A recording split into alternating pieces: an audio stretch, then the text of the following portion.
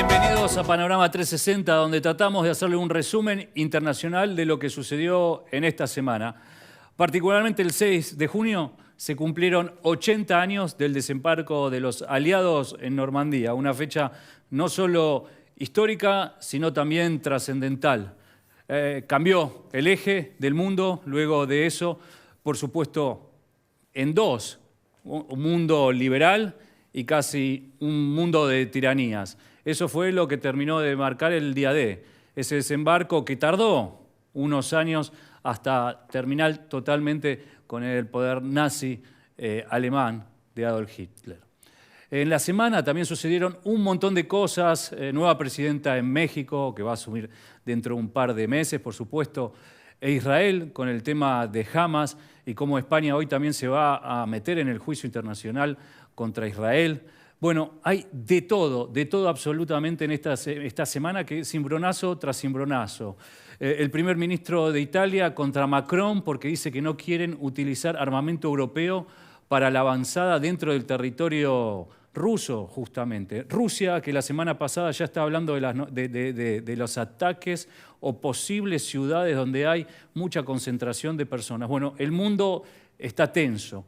Mientras tanto vamos a tener una entrevista interesante, nos vamos a trasladar a Estados Unidos y vamos a preguntarle a una periodista que vive allí de todo, absolutamente lo que comen, cuánto cuesta, la política internacional y por supuesto los dos candidatos que quieren acceder al poder allí en Estados Unidos. Señoras y señores, hemos presentado Panorama 360. Vamos a un pequeño corte y quédense porque hay mucho material para compartir con ustedes.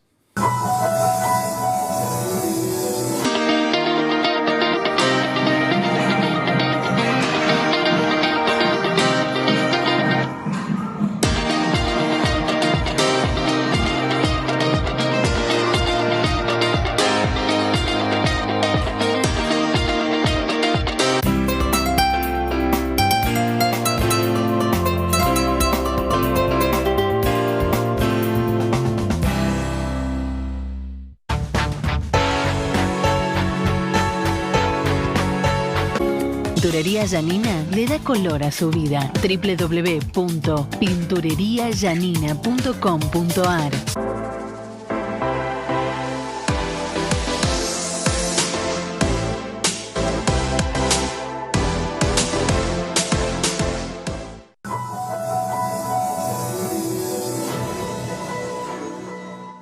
Seguimos en Panorama 360, señoras y señores, y un tema de los más candentes del mundo, por supuesto, y de los que van a marcar la agenda mundial, sin lugar a dudas, son las elecciones de Estados Unidos.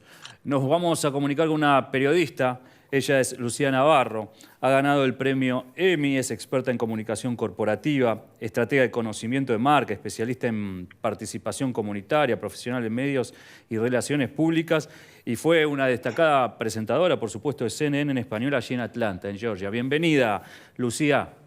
Muchas gracias, Leo. Gracias por la invitación. La mitad del tiempo la voy a dedicar a todo lo que hiciste en tu vida, entonces. No, he hecho muchas cosas y bueno, me faltan más por hacer. Espero que Dios me dé muchísimos años de vida, que me cumpla mi deseo de vivir más de 100 años. ¡Opa! Para seguir haciendo cosas, divertirnos mucho, seguir hablando de política y haciendo cosas, por supuesto, por nuestra gente en el hemisferio, por todos los latinos en el hemisferio. Es muy importante la voz en español para dar a difundir todo lo que sucede y la actualidad y las sensaciones, me parece que es importantísimo. Pero bueno, Lucía, en este momento te convocamos para que nos cuentes un poco qué está pasando, ¿no? en estos dos presidentes, ¿no? Y ahora hace poco también nos enteramos que se van a enfrentar, que lo aceptaron. Bueno, contanos un poco para nuestra audiencia de Latinoamérica, por favor. Pues mira, Joe Biden finalmente aceptó la invitación de Donald Trump a hacer un debate. Recordemos que Joe Biden no se presentó en ningún, no había aceptado porque no hubo debates entre los demócratas. Donald Trump no aceptó participar en ningún debate entre los precandidatos republicanos y hay que decirlo también, en este momento ninguno de los dos es oficialmente el candidato de su partido porque no han ocurrido las convenciones. La convención del Partido Republicano será en el mes de julio y la del Partido Demócrata será en el mes de agosto. Sin embargo, pues yo creo que esto por todos conocidos que ambos son los que se van a designar y que, bueno, habrá revancha en estas elecciones de noviembre en el 2024. Ahora, las encuestas a veces marcan tendencias, ¿no? Pero ¿hay un apoyo contundente con Trump o no? Pero yo creo que sí, yo creo que el voto latino ha cambiado mucho y el voto latino es súper codiciado en las elecciones aquí en Estados Unidos porque los latinos somos el grupo minoritario más grande y el Claro, peso sí. que cada vez tenemos más los latinos en Estados Unidos es mayor, ¿no? Entonces, el latino, mucho latino que antes era demócrata, se ha cambiado al Partido Republicano porque ha comprendido que los valores hispanos son más afines con el Partido Republicano, que es el partido conservador. Y no me quiero referir a ningún extremo. Yo creo Claro. que no vale la pena que nos metamos en extremos, sino en términos generales. Los hispanos, los valores nuestros son más afines al Partido Republicano, ¿no? Entonces, muchos se han cambiado. Yo pensaría que principalmente por el tema económico, Claro. porque la economía aquí en Estados Unidos está bastante mal, aun y cuando el gobierno asegura que las cosas están bien, quizá estén mejor que en el 2021, 2022, cuando vino la gran caída, los grandes problemas generados por la pandemia de COVID-19. Sin embargo, todavía las familias estadounidenses viven de cheque a cheque. El 57% de los hispanos vive de cheque a cheque, perdón, de los estadounidenses vive de cheque a cheque, y esto incluye también a muchos miembros de la comunidad hispana. Y eso no se había visto en Estados Perdón, Unidos. Otro cheque a fenómeno cheque, importante. discúlpame, Adelante. ¿cheque a cheque es esta ayuda económica del Estado? No. Es el cheque que te paga tu empleador y Ah, que no te alcanza para llegar a fin de mes o al fin de la quincena. ajá, ajá. Ese es el tema. Muchas familias la ven muy difícil. El 57% de las familias, te digo, tiene problemas para llegar a fin de mes o al fin de la quincena. Y no te quiero hablar de la deuda tan enorme en tarjeta de crédito Claro. que los estadounidenses en términos generales hemos tenido que adquirir para poder sobrevivir, porque así antes íbamos al supermercado con $100 disculpas por hablar en dólares, yo No, sé está que perfecto, está la perfecto. moneda argentina es distinta, pero si tomamos al dólar como referencia, si antes al ir al supermercado con $100 comprábamos 4 bolsas llenas de producto, pues a veces ahora salimos hasta con 2 o 1.5, ¿no? Porque los precios están muy altos, pero muy, muy altos. Una piña, por ejemplo, la semana pasada me la encontré en $5. Una piña en un supermercado. Y es muchísimo dinero. $5 es mucho por una piña. No, por supuesto, por supuesto. Vos describiste muy bien la situación, creo, mundial, ¿no? Porque hablaste de la pandemia, que eso marcó primero una cierta catástrofe en las economías de los países. Estados Unidos creo que hizo bien en esta ayuda, pero pudo salir a tiempo. Otros países tardaron mucho más y eso le generó mucha más inflación. Y posteriormente también la entrada de Rusia a Ucrania, que hizo que los alimentos en todas partes del mundo aumenten. Ahora, por lo que me dicen en Estados Unidos, digo, la comida es lo que más aumentó. Sí. Ha aumentado muchísimo el precio de los alimentos. Por ejemplo, les voy a dar un dato que lo acabo de vivir porque Sí. acabo yo de ir a una de estas tiendas donde te venden las cosas por mayoreo, o Costco, y perdóname el Sí, comercial, pero pero está en perfecto. Estados Unidos la tienda. 2 pollos enteros para cocinarlos en casa son $13. Claro. 2 pollos, es muchísimo dinero, muchísimo dinero. Y no te quiero hablar, por ejemplo, del precio del tomate, el precio del limón, el precio del aguacate, el precio de otros productos, una cebolla que te puede costar hasta $3 el kilo de una cebolla, y ni te quiero hablar del kilo de ajo, que son $8 y pico por un kilo de ajo, ¿no? No se puede Y cocinar es rico mucho. entonces. Sí, no, claro, aquí se come muy bien, y si mezclamos lo gringo con los platos latinos, ya te imaginarás A eso lo me delicioso que refiero. sabe. Nos faltan los asados argentinos, eso sí. Ahora, es interesante, pero en realidad la fruta y la verdura siempre fue un poco más caro en Estados Unidos, pero sí la media, como vos describís, es mucho más alta.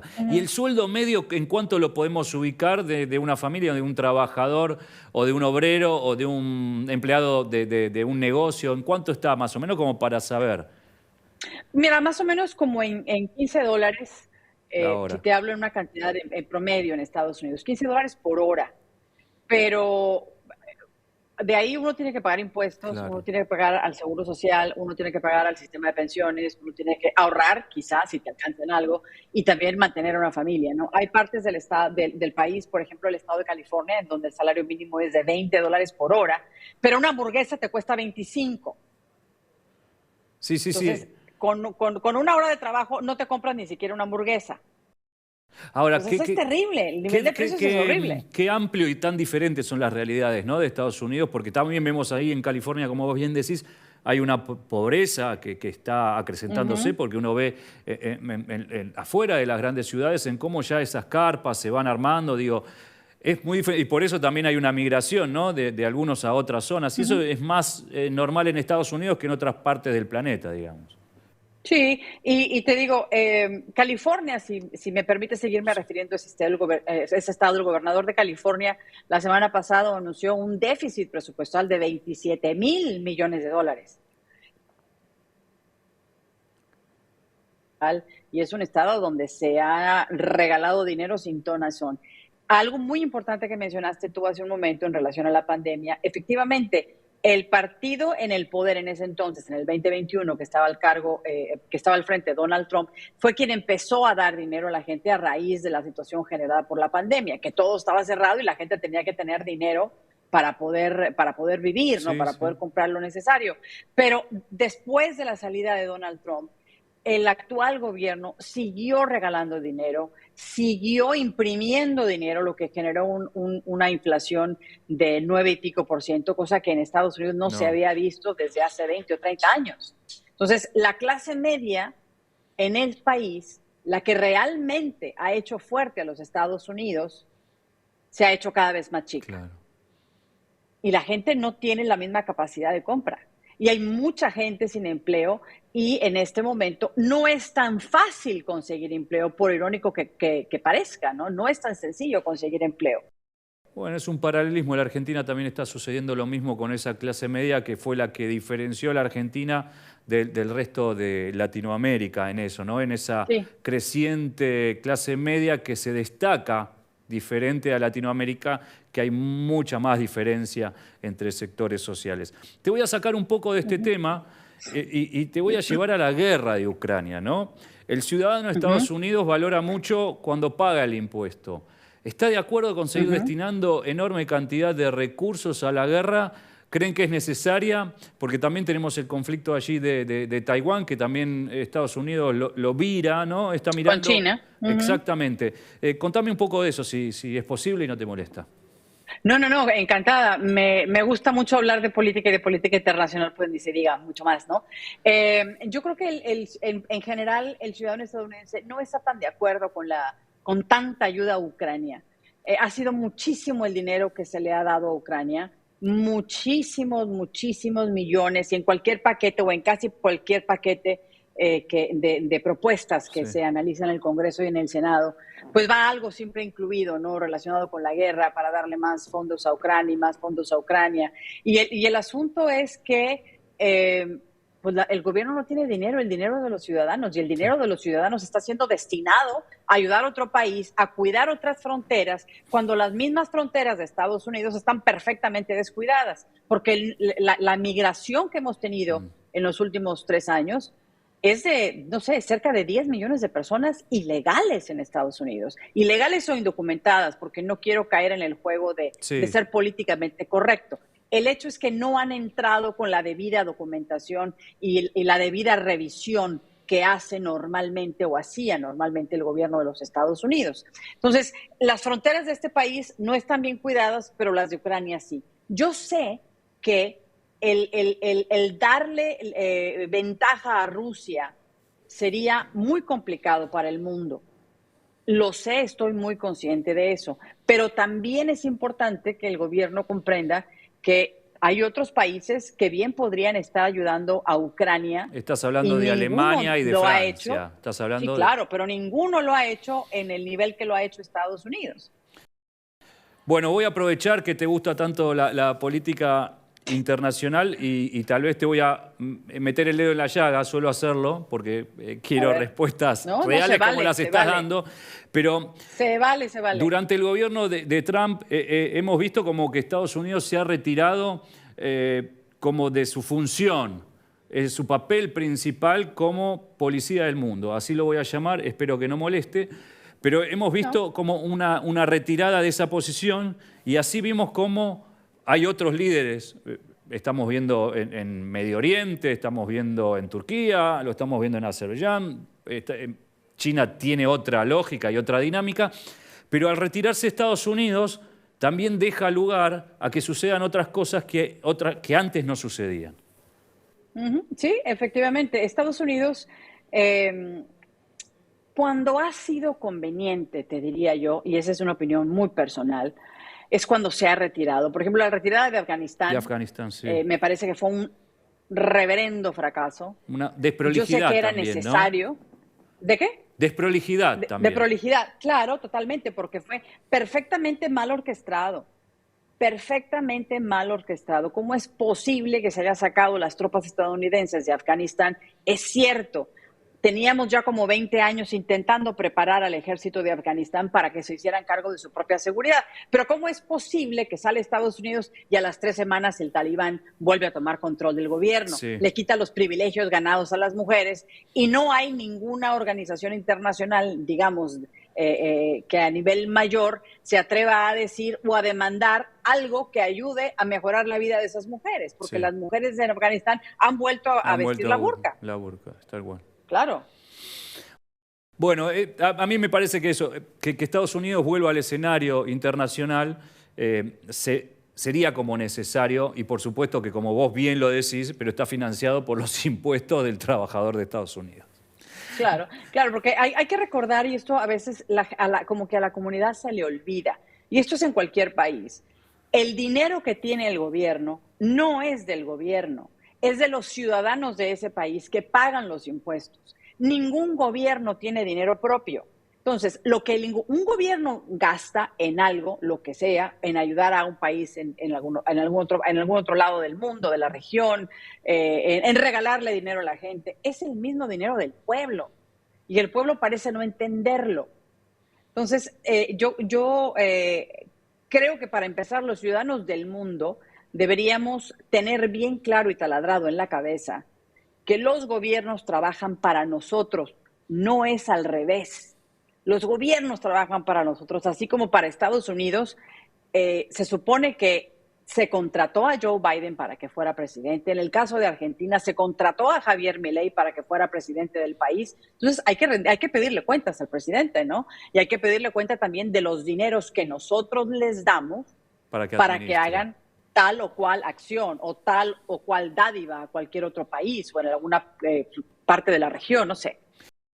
Lucía, mi última pregunta es acerca de Biden, ¿sí? Vemos dos hombres ya mayores, digo, ¿no? Como para manejar la economía militar y económica la potencia más importante del mundo. Biden se nota esas trastabilladas que tiene, ¿no? Tal vez alguna falta de reflejo. Esto puede ser por lo que se ve en los medios mundiales, que también es parte de cierta propaganda, puede ser, ¿no? Pero contame un poco de la realidad de Biden. ¿Cómo lo sentís vos y cómo lo podés describir? Mira, yo estoy muy clara que los dos principales candidatos, porque hay que recordar que todavía el Partido Demócrata no ha designado oficialmente a Joe Biden como candidato, todavía está Robert Kennedy Jr. En la disputa por la nominación demócrata, no lo mismo en el caso republicano, que ya Donald Trump es el único candidato. Yo veo que ambos son personas de una edad avanzada, cierto, pero no todas las personas de 70 y pico de años o de 80 años tienen la misma capacidad, la misma estamina, la misma energía, la misma agudeza mental. Donald Trump, con todo lo que la gente pueda decir, sí es un hombre que tiene 76 años, si mal no estoy, pues está entrado en años, no digo lo contrario, pero físicamente está mucho mejor que Joe Biden, mucho mejor que Joe Biden. Perdón, me estaba entrando una llamada. Y en el caso de Joe Biden, a mí me parece que es muy claro que algo está sucediendo, porque algunas ideas no las hila bien. Recientemente estaba leyendo algo en un discurso y dice pausa, estaba leyendo una frase y dice pausa cuando en realidad es un comando, es una instrucción que le da a su gente de campaña para que él se detenga un poco. Ha hablado o ha mencionado a gente que ha fallecido antes, ha confundido, por ejemplo, a una persona con la otra, ha dicho que su hijo murió en una guerra en Irak cuando no, su hijo falleció víctima de un tumor. En fin, ha sido una serie de cosas y yo creo que la única cosa que, entre las muchas que yo podría criticarle a Donald Trump, está que recientemente solamente le falló una, parecida a la de Biden, pero yo creo que a cualquiera de nosotros, y mira, yo no tengo 70 años, yo no tengo 70 años, y de pronto, vaya, se me puede olvidar una palabra, un lapsus lo puede tener una idea confusa, por supuesto, lo puede tener cualquiera, ¿no? Pero es muy claro la diferencia entre los lapsos que tiene uno y tiene el otro. Yo no quiero decir que una persona octogenaria no sea capaz de gobernar un país, porque sí es posible que una persona de esa edad pudiera realizarlo, si tiene la agudeza mental, la capacidad física, en fin. A Joe Biden se han hecho una serie de cambios que son interesantes de analizar. Por ejemplo, ya no sube por las escaleras grandes del Air Force One, sube por unas escaleras traseras que son más pequeñas. Los zapatos que usa ya son zapatos distintos a los presidenciables, tipo ¿no? A los sport, zapatos que podría vestir un presidente, ¿no? Son más sport, efectivamente, ¿no? Y en el caso de Donald Trump, bueno, pues el hombre sigue vestiendo zapatos como siempre, los que siempre ha usado, según tengo entendido, según yo he podido ver, y el hombre sigue subiendo la escalinata del avión de Donald Trump sin ningún problema, por lo menos hasta lo que veo. Y ojo, quiero aclarar también que también una persona no sé, de 40, 50, 60 años puede tener un tropiezo al subir de la escalera de un avión. No, por supuesto. Eso es importante la decirlo. exposición también. El problema es que han sido cosas recurrentes y han sido muchas cosas pequeñas que se han ido acumulando y que han lastimado la imagen de Joe Biden en relación a la capacidad que pudiera tener para completar un segundo término. Lucía, la verdad que fue un gusto tener tu charla, poder, fue un panorama muy amplio el que nos hiciste de Estados Unidos internamente y externamente, y la verdad que eso nos enriquece mucho a nosotros como programa y a nuestra audiencia que está agradecida. Así que te mando un abrazo cálido desde aquí, desde la Argentina, y estaremos en contacto. Así sea, encantada de poder participar con ustedes. Hasta muy pronto. Gracias. Bueno, Lucía Navarro, periodista de CNN, ganadora del Emmy, tiene una facilidad de la palabra y la descripción que la verdad me encantó charlar con ella y vimos lo que realmente pasa en Estados Unidos. Señoras y señores, vamos a un pequeño corte y a la vuelta seguimos aquí en Panorama 360. Desde 1978 nos dedicamos a la comercialización y procesamiento de vidrio plano en Argentina. Calcillán es fundamental en los proyectos donde el vidrio es protagonista. Desde residencias particulares hasta universidades, aeropuertos, centros comerciales y mega emprendimientos inmobiliarios. Donde hay vidrio, está Calcillán. Noticias de la República de Armenia en idioma español.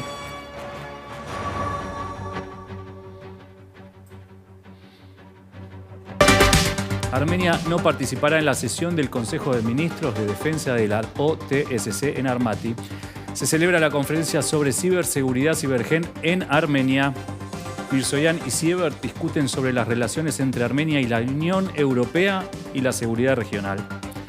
El ministro de Asuntos Exteriores, Armenia, respondió a las últimas propuestas de Azerbaiyán sobre el Tratado de Paz. El vicecanciller, Armenia espera el apoyo de Georgia para unirse al proyecto Cable del Mar Negro. Armenia está en la etapa práctica de adhesión al proyecto del puerto de Chabahar. El vicecanciller, habrá un cambio positivo en cuanto a la liberalización de visas de la Unión Europea para ciudadanos armenios. El viceprimer ministro de Armenia anunció desacuerdos en la Unión Económica Euroasiática sobre mercados energéticos. El ministro de Economía presentó una estrategia de exportación de la República de Armenia.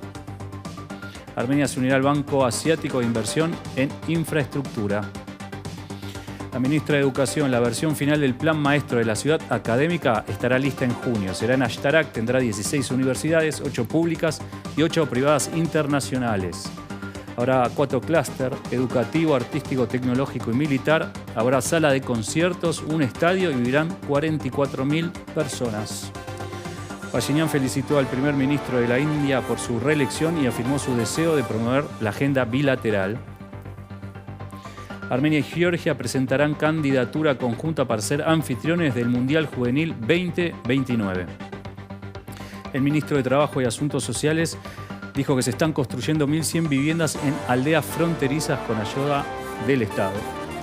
En 2023, 839 familias desplazadas de Nagorno-Karabaj fueron beneficiadas con el programa de viviendas. La policía advierte al manifestante que no violen el régimen de acceso del Ministerio de Asuntos Exteriores. El arzobispo Bagrat Galistian lidera el movimiento Tavush por la Patria. Su lema es la desobediencia civil, pues no comparte el acuerdo de paz con Azerbaiyán. Instó a tomar el Ministerio de Relaciones Exteriores. Quisieron entrar por el garage del ministerio, allí en una calle paralela. Hubo forcejeos entre la policía y los manifestantes. Los manifestantes decían Armenia sin Nikol, y Nikol es un traidor por el primer ministro. La marcha finalmente fue controlada. El movimiento va perdiendo fuerza día a día. El primer ministro de Armenia propuso 4 condiciones para andar en bicicleta junto a él. Señoras y señores, esto fue Panorama 360. Gracias por haber compartido este ratito con nosotros. Nos vemos la próxima semana aquí en UCL de Latinoamérica para todo el mundo. Gracias.